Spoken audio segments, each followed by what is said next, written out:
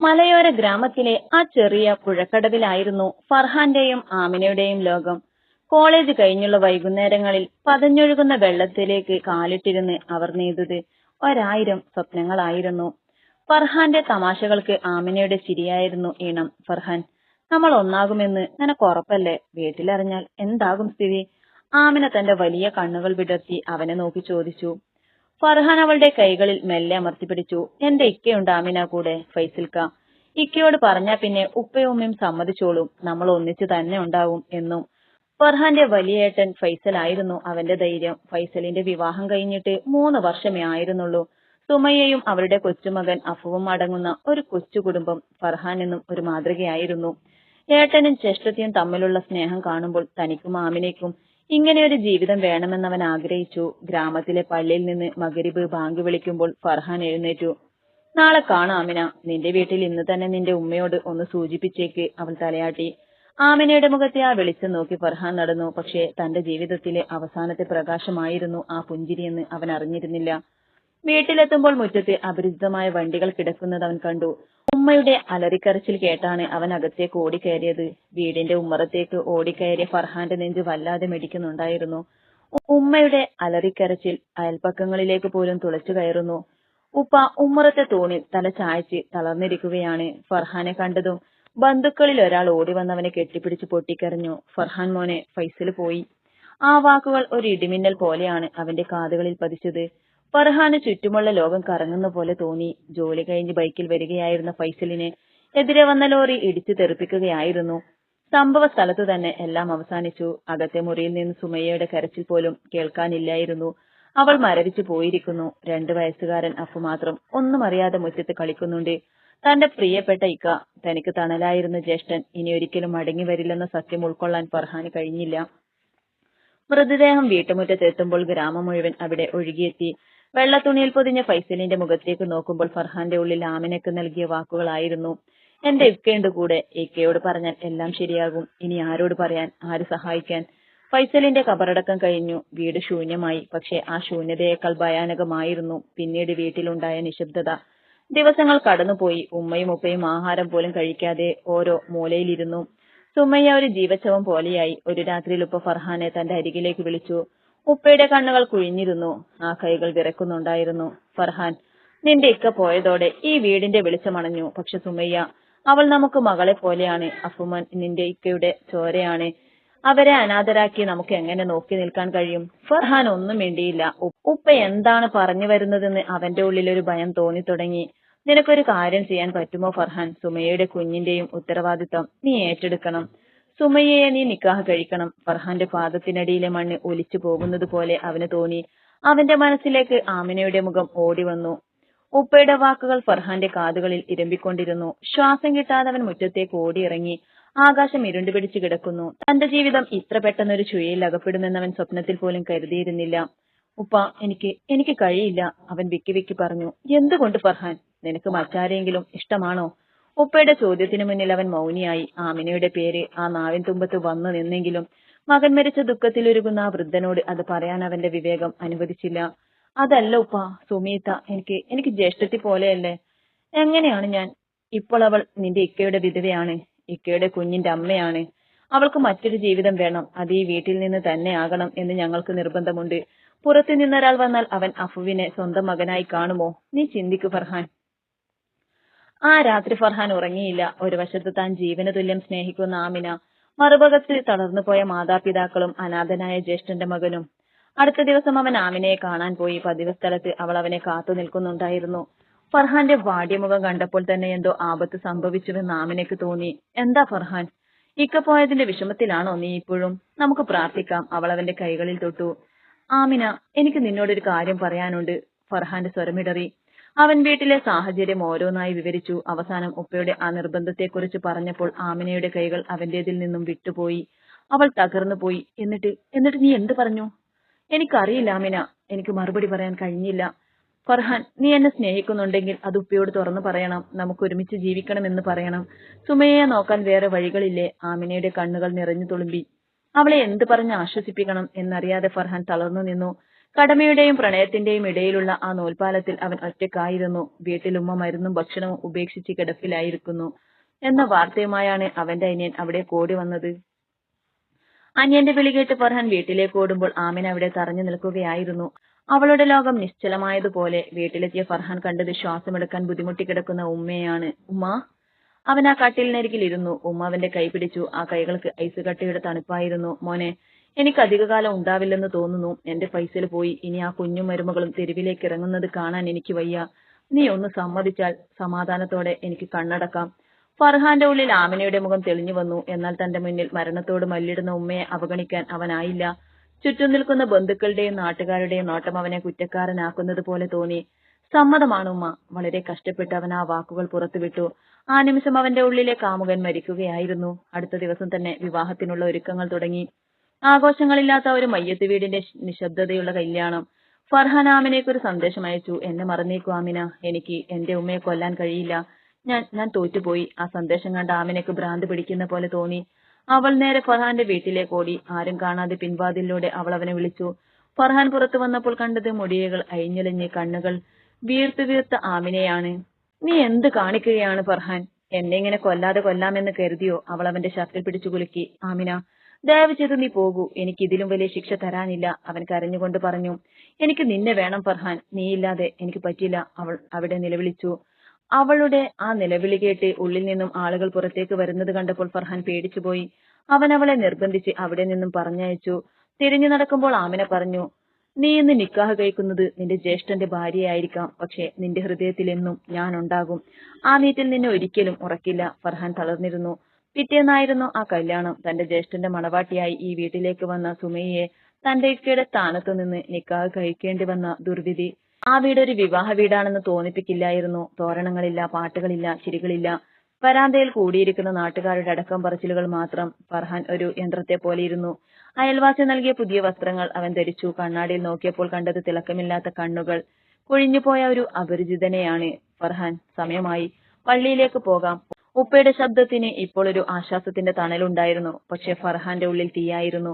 പള്ളിയിൽ വെച്ച് കാക്ക നിക്കാഹ് ചൊല്ലിക്കൊടുക്കുമ്പോൾ ഫർഹാന്റെ കാതുകളിൽ ആമിനയുടെ പൊട്ടിക്കരച്ചിൽ മുഴങ്ങുന്നുണ്ടായിരുന്നു. ഫർഹാൻ മകൻ മുഹമ്മദ് പരേതനായ ഫൈസലിന്റെ ഭാര്യ സുമയ്യയെ ഭാര്യയായി സ്വീകരിച്ചോ? നെഞ്ചിലൊരു ഭാരം വന്ന് അമരുന്നത് പോലെ അവന് തോന്നി. ചുറ്റുമുള്ള ലോകം മങ്ങുന്നു. ഒടുവിൽ വിറക്കുന്ന സ്വരത്തിൽ അവൻ പറഞ്ഞു, സ്വീകരിച്ചു. ആ ഒരു വാക്ക് അവന്റെയും ആമിനയുടെയും പ്രണയത്തിന് മേൽ വീണ അവസാനത്തെ മണ്ണ് കൂടിയായിരുന്നു. തിരികെ വീട്ടിലെത്തുമ്പോൾ സുമയ്യ അകത്തെ മുറിയിലുണ്ടായിരുന്നു. അഫുമോൻ അപ്പോഴും ഒന്നും അറിയാതെ ആരോ നൽകിയ മിഠായിയുമായി കളിക്കുന്നുണ്ട്. അവൻ ഫർഹാന്റെ അടുത്തേക്ക് ഓടി വന്നു. വാവാ, ഇതാ കുഞ്ഞ്. അത് നീട്ടുമ്പോൾ ഫർഹാന് കരച്ചിലടക്കാനായില്ല. അവൻ ആ കുഞ്ഞിനെടുത്ത് നെഞ്ചോട് ചേർത്തു. ഈ കുഞ്ഞിന് വേണ്ടിയാണല്ലോ താൻ തന്റെ സ്വപ്നങ്ങൾ ബലി കൊടുത്തത്. രാത്രിയായി. മുറിയിലേക്ക് പോകാൻ ഫർഹാന്റെ കാലുകൾ മടിച്ചു. ജനലിലൂടെ അവൻ ആകാശത്തേക്ക് നോക്കി. എവിടെയെങ്കിലും ഇരുന്ന് ആമിന തന്നെ ശപിക്കുന്നുണ്ടാകുമോ, അതോ തളർന്നുറങ്ങുകയാകുമോ? പതുക്കെ അവൻ മുറിയിലേക്ക് കയറി. സുമയ്യ ഒരു വശത്തിരിക്കുന്നുണ്ടായിരുന്നു. അവളുടെ തലയിലെ തട്ടം മുഖം മറച്ചിരുന്നു. ഫർഹാൻ വരുന്നത് കണ്ടപ്പോൾ അവൾ എഴുന്നേറ്റിരുന്നു. രണ്ടുപേരും ഒന്നും സംസാരിച്ചില്ല. മുറിയിൽ ഭയാനകമായ ഒരു നിശബ്ദത പടർന്നു. പെട്ടെന്ന് സുമയ്യ വിതുമ്പാൻ തുടങ്ങി. ഫർഹാൻ, എന്നോട് ക്ഷമിക്കണം. നിന്റെ ജീവിതമാണ് ഞാൻ കാരണം ഇല്ലാതായത്. നിനക്ക് ആമിനെ ഇഷ്ടമായിരുന്നുവെന്ന് എനിക്കറിയാമായിരുന്നു. പക്ഷേ ഈ വീട്ടുകാർ. ഫർഹാൻ ഞെട്ടിപ്പോയി. സുമയ്യക്ക് എല്ലാം അറിയാമായിരുന്നു. അവൾ ഫൈസലിക്കയോട് സ്നേഹമുള്ള ഭാര്യയായിരുന്നു. ഇപ്പോൾ അവളും നിർബന്ധത്തിന് വഴങ്ങിയാണ് ഇതിന് സമ്മതിച്ചിരിക്കുന്നത്. സുമി, നീ എന്തിനാണ് എന്നോട് ക്ഷമ ചോദിക്കുന്നത്? നമ്മൾ രണ്ടുപേരും വിധിയുടെ ഇരകളല്ലേ, അവൻ പതുക്കെ പറഞ്ഞു. പക്ഷേ അതേസമയം ഗ്രാമത്തിന്റെ അറ്റത്തുള്ള ആമിനയുടെ വീട്ടിൽ നിന്ന് ഒരു നിലവിളി ഉയരുന്നുണ്ടായിരുന്നു. ഫർഹാന്റെ വിവാഹം കഴിഞ്ഞു എന്നറിഞ്ഞ ആമിന വീടിന്റെ ഉമ്മറത്ത് ബോധം കെട്ട് വീണിരുന്നു. ആ മുറിയിൽ രണ്ട് അപരിചിതരെ പോലെ അവർ ഇരുന്നു. പുറത്തു നിലാവുണ്ടായിരുന്നെങ്കിലും ആ മുറിക്കുള്ളിൽ കടുത്ത ഇരുട്ടായിരുന്നു. സുമയ്യ കട്ടിലിന്റെ ഒരു വശത്ത് തലകുനിച്ചിരുന്ന് വിതുമ്പുകയാണ്. ഫർഹാൻ ജനലുകളിൽ പിടിച്ച് പുറത്തെ ഇരുട്ടിലേക്ക് നോക്കി നിന്നു. ഫർഹാൻ, സുമയ്യ പതുക്കെ വിളിച്ചു. നിന്റെ മനസ്സിൽ ഞാനല്ലെന്ന് എനിക്കറിയാം. ഇക്കയുടെ സ്ഥാനത്ത് മറ്റൊരാളെ സങ്കല്പിക്കാൻ എനിക്കും കഴിയില്ല. നമ്മൾ എന്തിനാണ് ഇങ്ങനെ ഒരു ബന്ധത്തിൽ കുടുങ്ങിയത്? ഫർഹാൻ തിരിഞ്ഞു നോക്കി. സുമയുടെ കണ്ണുകൾ കരഞ്ഞു വീർത്തിരിക്കുന്നു. നമ്മുടെ ഇഷ്ടത്തിന് ഇവിടെ പ്രസക്തിയില്ല സുമി. ഉപ്പയുടെയും ഉമ്മയുടെയും സമാധാനത്തിനു വേണ്ടി, പിന്നെ ഈ കുഞ്ഞിനു വേണ്ടി നമുക്കിങ്ങനെ ജീവിച്ചല്ലേ പറ്റൂ. അവൻ പതുക്കെ നിലത്തിരുന്നു. നമ്മൾ തമ്മിൽ ഭാര്യ ഭർത്താക്കന്മാർ എന്നതിലുപരി ഒരേ വേദന പങ്കിടുന്ന രണ്ടു മനുഷ്യരായി തുടരാം. നിനക്ക് തണലായി ഇക്കയുടെ മകൻ അച്ഛനായി ഞാനുണ്ടാകും. പക്ഷെ ആമിന, അവന്റെ വാക്കുകൾ മുറിഞ്ഞു. അതേസമയം ആമിനയുടെ വീട്ടിൽ വലിയ ബഹളമായിരുന്നു. ബോധം തിരിച്ചു കിട്ടിയ ആമിന ആരെയും മുറിയിലേക്ക് അടുപ്പിക്കുന്നില്ല. അവൾ അലമാരയിലിരുന്ന ഫർഹാന്റെ ഫോട്ടോകളും അവൻ നൽകിയ സമ്മാനങ്ങളും വലിച്ചുവാരി എറിഞ്ഞു. അവൻ എന്നെ ചതിച്ചു ഉമ്മ. എല്ലാവർക്കും വേണ്ടി അവൻ എന്നെ കൊന്നു. അവൾ അലറിക്കരയുകയായിരുന്നു. അവളുടെ ഉപ്പ അവളെ പിടിച്ചു മാറ്റാൻ ശ്രമിച്ചു. മോളെ, അവൻ അവന്റെ കുടുംബത്തെ നോക്കി. നീ ഇത് മറന്നേ പറ്റൂ. നമുക്ക് മറ്റൊരു ആലോചന നോക്കാം. മറക്കാനോ? എന്റെ ശ്വാസമായിരുന്നു അവൻ. മറ്റൊരുത്തന്റെ കൂടെ ജീവിക്കുന്നതിലും നല്ലത് മരിക്കുന്നതാണ്. അവളുടെ വാക്കുകളിൽ വല്ലാത്തൊരു ഉറപ്പുണ്ടായിരുന്നു. അത് കേട്ട് ആ ഉമ്മയുടെ നെഞ്ചു പിടഞ്ഞു. പിറ്റേന്ന് പുലർച്ചെ ഫർഹാൻ പള്ളിയിലേക്ക് പോകാൻ ഇറങ്ങിയപ്പോൾ മുറ്റത്ത് ആമിനയുടെ അനിയൻ നിൽക്കുന്നത് കണ്ടു. അവന്റെ മുഖം വല്ലാതെ വിളറിയിരുന്നു. ഫർഹാൻ കാ. ആമിന ആത്മഹത്യക്ക് ശ്രമിച്ചു. അവളിപ്പോൾ ഹോസ്പിറ്റലിലാണ്. ഫർഹാന്റെ കയ്യിലിരുന്ന തസ്ബീഹുമാല നിലത്ത് വീണ് ചിതറി. അവന്റെ ലോകം ഒരിക്കൽ കൂടി തകരുന്നതായി അവന് തോന്നി. അനിയന്റെ വാക്കുകൾ കേട്ട് ഫർഹാൻ തളർന്നുപോയി. ഒന്നും ചിന്തിക്കാൻ കഴിഞ്ഞില്ല. ധരിച്ചിരുന്ന മുണ്ട് പോലും ശരിയാക്കാതെ അവൻ ആശുപത്രിയിലേക്ക് ഓടി. പിന്നിൽ സുമയ്യയും ഉപ്പയും പരിഭ്രമിച്ച് നിൽക്കുന്നുണ്ടായിരുന്നു. ആശുപത്രിയിലെ ഐസിയുവിന് മുന്നിലെത്തുമ്പോൾ ആമിനയുടെ കുടുംബം തകർന്നു തരിപ്പണമായി നിൽക്കുകയാണ്. ഫർഹാനെ കണ്ടതും അവളുടെ ഉപ്പ അവനു നേരെ പാഞ്ഞെടുത്തു. ഇനി എന്തിനാണ് നീ വന്നത്? എന്റെ മോളുടെ ജീവൻ കൂടി എടുത്താൽ നിനക്ക് സമാധാനമാകുമോ? നീയും നിന്റെ കുടുംബവും കൂടി അവളെ ഈ അവസ്ഥയിലാക്കിയില്ലേ? ആ വൃദ്ധൻ ഫർഹാന്റെ ഷർട്ടിൽ പിടിച്ചുലച്ചു. ഫർഹാൻ ഒന്നും മിണ്ടിയില്ല. അവൻ ആ ചില്ലുവാതിലൂടെ അകത്തേക്ക് നോക്കി. ഓക്സിജൻ മാസ്കിനുള്ളിൽ ശ്വാസം കിട്ടാതെ പിടയുന്ന ആമിന. അവളുടെ കൈയിലെ മുറിവിൽ നിന്ന് രക്തം വാർന്നു പോയിരിക്കുന്നു. താൻ നൽകിയ മോതിരം ഇപ്പോഴും അവളുടെ വിരലിലുണ്ട്. അല്പസമയത്തിനു ശേഷം ഡോക്ടർ പുറത്തിറങ്ങി. എല്ലാവരുടെയും മുഖത്ത് ഭയമായിരുന്നു. ജീവന് ആപത്തില്ല, പക്ഷെ അവൾ വല്ലാതെ തളർന്നിരിക്കുന്നു. മാനസികമായി വലിയൊരു ആഘാതം അവൾക്കുണ്ടായിട്ടുണ്ട്. ബോധം വരുമ്പോൾ അവൾക്ക് പ്രിയപ്പെട്ടവരോട് സംസാരിക്കാൻ അനുവദിക്കണം, അല്ലെങ്കിൽ അവൾ ഡിപ്രഷനിലേക്ക് പോകും. ഫർഹാൻ ഒരു മൂലയിൽ പോയി തലയിൽ കൈവച്ചിരുന്നു. അപ്പോഴാണ് സുമയ്യ അവിടെ എത്തിയത്. അവൾ പതുക്കെ ഫർഹാന്റെ അരികിൽ വന്നു. ഫർഹാൻ, നീ അകത്ത് പോയി അവളെ കാണണം, അവളോട് സംസാരിക്കണം. സുമയ്യയുടെ സ്വരം ശാന്തമായിരുന്നു. സുമയ്യ, നീ ഇതെന്താണ് പറയുന്നത്? നമ്മൾ ഇന്നലെ നിക്കാഹ് കഴിഞ്ഞവരാണ്. ഞാൻ അവളെ കാണുന്നത് ശരിയാണോ? ഫർഹാൻ അത്ഭുതത്തോടെ നോക്കി. നമ്മുടെ നിക്കാഹ് ഒരു ഉടമ്പടി മാത്രമാണ് ഫർഹാൻ. നിന്റെ ഹൃദയത്തിൽ ഇപ്പോഴും അവളാണ്. എന്റെ ജ്യേഷ്ഠനെ സ്നേഹിച്ചതുപോലെ എനിക്ക് നിന്നെ സ്നേഹിക്കാൻ കഴിയില്ല. പക്ഷേ ആമിന മരിക്കാൻ പാടില്ല. അവൾ നിന്നെ അത്രമാത്രം സ്നേഹിക്കുന്നുണ്ട്. സുമയ്യയുടെ വാക്കുകൾ ഫർഹാനെ ഇരുത്തി ചിന്തിപ്പിച്ചു. അവൾ സ്വന്തം സങ്കടം ഉള്ളിലൊതുക്കി ഫർഹാനെ പ്രേരിപ്പിക്കുകയാണ്. ഫർഹാൻ പതുക്കെ ഐസിയുവിനുള്ളിലേക്ക് കയറി. ആമിന കണ്ണുകൾ പതുക്കെ തുറന്നു. ഫർഹാനെ കണ്ടതും അവളുടെ കണ്ണുകളിൽ നിന്ന് കണ്ണീരൊഴുകി. എന്തിനെന്നെ രക്ഷിച്ചു? അവൾ വളരെ പ്രയാസപ്പെട്ട് ചോദിച്ചു. ഫർഹാൻ അവളുടെ കൈകളിൽ പിടിച്ചു. ആമിന, എനിക്ക് നീയില്ലാതെ കഴിയില്ല. പക്ഷേ സാഹചര്യങ്ങൾ മാറ്റിവെക്കൂ ഫർഹാൻ. നീ അവളുടെ കൂടെ ജീവിക്കൂ. ഞാനൊരു തടസ്സമാകില്ല. പിന്നിൽ നിന്ന് സുമയ്യയുടെ ശബ്ദം കേട്ട് ആമിന ഞെട്ടലോടെ സുമയ്യയെ നോക്കി. ഐസിയു മുറിക്കുള്ളിൽ നിശബ്ദത തളംകെട്ടി നിന്നു. ഒരു വശത്ത് മരണത്തിന്റെ വക്കിൽ നിന്ന് മടങ്ങി വന്ന ആമിന, മറുഭാഗത്ത് തന്റെ ഭർത്താവിന്റെ അനിയനെ നിക്കാഹ് കഴിക്കേണ്ടി വന്ന സുമയ്യ. ഫർഹാൻ ആ രണ്ട് സ്ത്രീകൾക്കുമിടയിൽ എന്ത് ചെയ്യണമെന്നറിയാതെ തളർന്നു നിന്നു. സുമയ്യ ആമിനയുടെ അരികിലേക്ക് നടന്നു ചെന്നു. ആമിനയുടെ വിറക്കുന്ന കൈകൾ അവൾ തന്റെ കൈവെള്ളയിൽ ഒതുക്കി. ആമിന, നീ കരുതുന്നത് പോലെ നിന്റെ ഫർഹാനെ തട്ടിയെടുക്കാൻ വന്നവളല്ല ഞാൻ. വിധിയാണ് ഞങ്ങളെ ഇവിടെ എത്തിച്ചത്. എന്റെ കുഞ്ഞിന് ഒരു തണൽ വേണമെന്ന് ഉപ്പയും ഉമ്മയും ആഗ്രഹിച്ചു.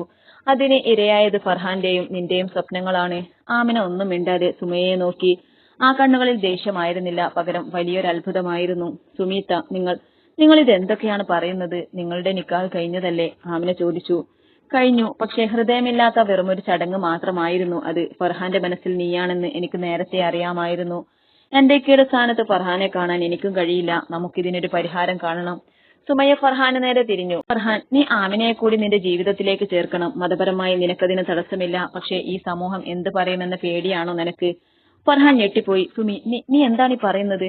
വീട്ടുകാരും നാട്ടുകാരും ഇതിന് സമ്മതിക്കുമോ? നിന്റെ ജീവിതം എന്താകും? എന്റെ ജീവിതം എന്റെ കുഞ്ഞാണ്. നീ ആമിനയെ നിക്കാഹ് കഴിച്ചാലും ഈ വീട്ടിൽ എനിക്കും അഫുവിനും ഒരിടമുണ്ടാകുമെന്ന് എനിക്ക് ഉറപ്പുണ്ട്. എനിക്ക് വേണ്ടത് നിന്റെ സ്നേഹമല്ല, മറിച്ച് സുരക്ഷിതത്വമാണ്. അത് നീ നൽകുമെന്ന് എനിക്കറിയാം. പക്ഷേ ആമിനക്ക് വേണ്ടത് നിന്റെ പ്രണയമാണ്. അത് അവൾക്ക് നൽകാതിരിക്കുന്നത് വലിയൊരു ചതിയാണ്. സുമയ്യയുടെ പക്വതയാർന്ന സംസാരം ഫർഹാന്റെ കണ്ണു തുറപ്പിച്ചു. എങ്കിലും തന്റെ ഉപ്പയെയും ഉമ്മയെയും ഈ കാര്യം എങ്ങനെ ബോധ്യപ്പെടുത്തും എന്നതായിരുന്നു അവന്റെ മുന്നിലെ വലിയ ചോദ്യം. ആശുപത്രിയിൽ നിന്ന് വീട്ടിലേക്ക് മടങ്ങുമ്പോൾ ഫർഹാന്റെ മനസ്സിൽ ഒരു വലിയ പോരാട്ടം നടക്കുകയായിരുന്നു. സുമയ്യ പറഞ്ഞത് ശരിയാണ്, പക്ഷേ ലോകത്തിന് മുന്നിൽ ഇതെങ്ങനെ ന്യായീകരിക്കും? വീട്ടിലെത്തിയതും ഉപ്പ ഫർഹാനെ കാത്തു നിൽക്കുന്നുണ്ടായിരുന്നു. ആമിനക്ക് എങ്ങനെയുണ്ട്? ഉപ്പയുടെ ചോദ്യത്തിൽ ഒരുതരം കുറ്റബോധം കലർന്നിരുന്നു. അവൾക്ക് കുഴപ്പമില്ല ഉപ്പ, പക്ഷെ നമുക്ക് ഒരു വലിയ തെറ്റ് പറ്റിപ്പോയി. ഫർഹാൻ ഉപ്പയുടെ കണ്ണുകളിലേക്ക് നോക്കി പറഞ്ഞു. ഫർഹാന്റെ വാക്കുകൾ കേട്ട് ഉപ്പ ഒരു നിമിഷം ധരിച്ചു നിന്നു. മുറിയിലിരുന്നിരുന്ന ഉമ്മയും സുമയ്യയും അവിടേക്കെത്തി. എല്ലാവരുടെയും കണ്ണുകൾ ഫർഹാനിലായിരുന്നു. എന്ത് തെറ്റാണ് മകനെ നമുക്ക് പറ്റിയത്? നിന്റെ ജ്യേഷ്ഠന്റെ കുടുംബത്തെ സംരക്ഷിക്കുക എന്നതല്ലേ നമ്മൾ ചെയ്തത്? ഉപ്പയുടെ സ്വരത്തിൽ നേരിയ ഒരു വിറയലുണ്ടായിരുന്നു. ഉപ്പ, ഫർഹാൻ ഉപ്പയുടെ കൈകൾ പിടിച്ചു. സംരക്ഷണം എന്നാൽ ഒരു നിക്കാഹ് മാത്രമല്ല. സുമിയത്തെയും കുഞ്ഞിനെയും പൊന്നുപോലെ നോക്കാൻ എനിക്ക് നിക്കാഹില്ലാതെ കഴിയും. പക്ഷെ ആമിന, അവൾ മരിക്കാൻ തുനിഞ്ഞത് എന്നോടുള്ള ദേഷ്യം കൊണ്ടല്ല, മറിച്ച് സഹിക്കാൻ കഴിയാത്ത വേദന കൊണ്ടാണ്. എന്റെ സന്തോഷം കൂടി നോക്കാൻ ഈ ഉപ്പക്ക് കഴിയില്ലേ? സുമയ്യ പതുക്കെ മുന്നോട്ട് വന്നു. അവൾ ഉപ്പയോടും ഉമ്മയോടുമായി പറഞ്ഞു, ഉപ്പ, ഉമ്മ, ഫർഹാൻ പറയുന്നത് സത്യമാണ്. എന്നെ ഈ വീട്ടിൽ നിലനിർത്താൻ അവനെ ബലി കൊടുക്കരുത്. ആമിനെ അവൻ സ്നേഹിക്കുന്നുണ്ട്. അവൾ കൂടി ഈ വീട്ടിലേക്ക് മരുമകളായി വരണമെന്നാണ് എന്റെ ആഗ്രഹം. എനിക്കത് ഒരു വിഷമവുമില്ല. എന്റെ കുഞ്ഞിന് വലിയച്ഛന്റെ സ്നേഹം നൽകാൻ ഫർഹാൻ കൂടെ ഉണ്ടാകുമല്ലോ. അത് മതി എനിക്ക്. സുമയ്യയുടെ വാക്കുകൾ ആ വീടിന്റെ അന്തരീക്ഷത്തെ മാറ്റിമറിച്ചു. തന്റെ മരുമകൾ ഇത്രയും വലിയൊരു വിട്ടുവീഴ്ചയ്ക്ക് തയ്യാറായപ്പോൾ ഉപ്പയുടെ കണ്ടമിടറി. എന്റെ മക്കൾക്ക് ഇത്രയും വലിയൊരു സങ്കടം ഞാൻ നൽകിയെന്ന് എനിക്ക് മനസ്സിലായില്ല. നിന്റെ ജ്യേഷ്ഠന്റെ വേർപാട് എന്നെ അത്രമാത്രം തളർത്തിയിരുന്നു. സുമയ്യയെ മറ്റൊരാൾ കൊണ്ടുപോകുന്നത് എനിക്ക് ആലോചിക്കാൻ കഴിയില്ലായിരുന്നു. പക്ഷേ ഫർഹാൻ. ഉപ്പ ഫർഹാന്റെ തോളിൽ കൈവച്ചു. ആമിനയുടെ വീട്ടുകാർ ഇതിന് സമ്മതിക്കുമോ? അവരുടെ മകളുടെ ജീവനാണ് അവർക്ക് വലുതുപ്പ. അവൾക്ക് ബോധം വന്നപ്പോൾ അവൾ ആദ്യം തിരഞ്ഞത് എന്നെയാണ്. ഫർഹാന്റെ കണ്ണുകളിൽ ഒരു പ്രതീക്ഷയുടെ വെളിച്ചം തെളിഞ്ഞു. അടുത്ത ദിവസം ഫർഹാന്റെ ഉപ്പയും കുടുംബവും ആമിനയുടെ വീട്ടിലേക്ക് പോയി. ആശുപത്രിയിൽ നിന്ന് ഡിസ്ചാർജായി വന്ന ആമിന തളർന്ന് കിടപ്പിലായിരുന്നു. ഫർഹാന്റെ ഉപ്പയെ കണ്ടതും അവൾ ഭയത്തോടെ എഴുന്നേറ്റു. പക്ഷേ ഉപ്പ അവളുടെ അരികിൽ ചെന്ന് പറഞ്ഞു, മോളെ, മാപ്പ് ചോദിക്കാനാണ് ഞാൻ വന്നത്. നിന്റെ സ്നേഹം കാണാതെ പോയി ഞാൻ. എന്റെ മകന്റെ കൂടെ സന്തോഷമായി ജീവിക്കാൻ നിനക്ക് സമ്മതമാണോ? സുമയെ നിനക്കൊരു സഹോദരിയെ പോലെ കാണാൻ കഴിയുമോ? ആമിനയുടെ കണ്ണുകളിൽ നിന്ന് ആനന്ദക്കണ്ണീർ ഒഴുകി. അവൾക്ക് വിശ്വസിക്കാൻ കഴിഞ്ഞില്ല. തന്റെ പ്രണയം ഇങ്ങനെ തിരിച്ചു കിട്ടുമെന്ന് അവൾ സ്വപ്നത്തിൽ പോലും കരുതിയില്ല. എല്ലാം ശുഭമായി വരുമെന്ന് കരുതിയ നിമിഷം നാട്ടുകാർക്കിടയിൽ പുതിയൊരു സംസാരം ഉയർന്നു. 2 ഭാര്യമാരെ ഒരേ സമയം ഒരേ വീട്ടിൽ താമസിപ്പിക്കുന്നത് ശരിയാണോ എന്ന ചോദ്യവുമായി ചില ബന്ധുക്കൾ രംഗത്തെത്തി. നാട്ടുകാരുടെയും ചില ബന്ധുക്കളുടെയും കുത്തുവാക്കുകൾ ആ വീടിന് ചുറ്റും ഉയർന്നു. ഒരേ വീട്ടിൽ 2 ഭാര്യമാരോ? ഇതെന്ത് വിചിത്രമായ ഇടപാടാണ് എന്നിങ്ങനെ പലരും മുറുമുറുത്തു. ഫർഹാന്റെ മനസ്സിൽ വീണ്ടും ആശങ്കകൾ നിഴൽവീഴ്ത്തി. പക്ഷെ ഇത്തവണ അവന് തണലായി നിന്നത് സുമയ്യയായിരുന്നു. ഫർഹാൻ, ലോകം എപ്പോഴും എന്തെങ്കിലുമൊക്കെ പറഞ്ഞുകൊണ്ടേയിരിക്കും. പക്ഷെ നമ്മൾ ആരെയും ചതിച്ചിട്ടില്ല. നമ്മുടെ സത്യസന്ധതയാണ് നമ്മുടെ കരുത്ത്. സുമയ്യ നൽകിയ ആത്മവിശ്വാസം ചെറുതായിരുന്നില്ല. ഏതാനും ആഴ്ചകൾക്ക് ശേഷം ലളിതമായ ഒരു ചടങ്ങിൽ വെച്ച് ഫർഹാൻ ആമിനയെ നിക്കാഹ് കഴിച്ചു. ആമിന ആ വീട്ടിലേക്ക് വലതുകാൽ വെച്ച് കയറുമ്പോൾ അവളെ സ്വീകരിക്കാൻ നിലവിളക്കുമായി നിന്നത് സുമയ്യയായിരുന്നു. ആമിനയുടെ കണ്ണുകളിൽ നന്ദിയും സ്നേഹവും നിറഞ്ഞു നിന്നു. അവൾ സുമയ്യയെ കെട്ടിപ്പിടിച്ച് പൊട്ടിക്കരഞ്ഞു. സുമീത, എനിക്ക് പകരമായി ഈ വീട്ടിൽ മറ്റൊരു പെണ്ണ് വന്നിരുന്നെങ്കിൽ ഒരുപക്ഷെ എനിക്ക് ഇത്രയും പരിഗണന ലഭിക്കില്ലായിരുന്നു. എനിക്ക് നിങ്ങൾ ജ്യേഷ്ഠത്തിയല്ല, എന്റെ സ്വന്തം ചേച്ചിയാണ്. ആ വീട് പതുക്കെ പഴയ സന്തോഷത്തിലേക്ക് മടങ്ങി വന്നു. ഫർഹാൻ തന്റെ കടമകൾ കൃത്യമായി വിഭജിച്ചു. പകൽ മുഴുവൻ അവൻ അഫുമോന്റെ കൂടെ ചിലവഴിച്ചു. ജ്യേഷ്ഠന്റെ മകന് ഒരു അച്ഛന്റെ കുറവ് അറിയിക്കാതെ അവൻ വളർത്തി. സുമയ്യക്കൊരു സഹോദരന്റെ സംരക്ഷണവും ആദരവും അവൻ നൽകി. ആമിനയാകട്ടെ സുമയ്യയുടെ ജോലികളിൽ സഹായിയും അഫുവിന് നല്ലൊരു ചെറിയമ്മയുമായി മാറി. പലപ്പോഴും വൈകുന്നേരങ്ങളിൽ അവർ 3 പേരും അഫുവിനെ നടുവിലിരുത്തി മുറ്റത്ത് സംസാരിച്ചിരിക്കാറുണ്ട്. പഴയ സങ്കടങ്ങളെല്ലാം ആ ചിരികളിൽ അലിഞ്ഞുപോയി. നാട്ടുകാരുടെ പരിഹാസങ്ങൾ പതുക്കെ പ്രശംസകളായി മാറി. ത്യാഗവും സ്നേഹവും ഉണ്ടെങ്കിൽ ഏത് പ്രതിസന്ധിയെയും മറികടക്കാമെന്ന് ആ കുടുംബം കാണിച്ചു തന്നു എന്ന് നാട്ടുകാർ പറഞ്ഞു തുടങ്ങി. വർഷങ്ങൾ കടന്നുപോയി. ഫർഹാന്റെയും ആമിനയുടെയും ജീവിതത്തിൽ ഒരു പെൺകുഞ്ഞ് ജനിച്ചു. അവൾക്ക് അവർ ഫൈസ എന്ന് പേരിട്ടു, തന്റെ ജ്യേഷ്ഠന്റെ ഓർമ്മക്കായി. ഒരിക്കൽ പുഴക്കടവിൽ ആമിനയോടൊപ്പം ഇരിക്കുമ്പോൾ ഫർഹാൻ ചോദിച്ചു, അന്ന് ഞാൻ സുമീതയെ കല്യാണം കഴിച്ചപ്പോൾ നീ എന്നെ ഒരുപാട് ശപിച്ചിരുന്നോ? ആമിന അവന്റെ തോളിലേക്ക് തല ചായ്ച്ചു. ശപിച്ചിരുന്നു ഫർഹാൻ, പക്ഷേ ഇന്ന് ഞാൻ സുമീതയെ സ്നേഹിക്കുന്നു. അന്ന് ആ ഒരു വേദന ഉണ്ടായില്ലായിരുന്നെങ്കിൽ ഇന്ന് ഇത്രയും വലിയൊരു കുടുംബത്തിന്റെ വില നമ്മൾ അറിയില്ലായിരുന്നു. ചില നഷ്ടങ്ങൾ വലിയ ലാഭങ്ങൾക്കുള്ള തുടക്കമാണ്. ദൂരെ നിന്ന് അഫുമോന്റെയും അനിയത്തിയുടെയും കളിചിരികൾ കേൾക്കുന്നുണ്ടായിരുന്നു. ആകാശത്ത് തെളിഞ്ഞ നിലാവുദിച്ചു. പ്രണയവും കടമയും തമ്മിലുള്ള യുദ്ധത്തിൽ ആരും തോറ്റില്ല, പകരം സ്നേഹം വിജയിച്ചു.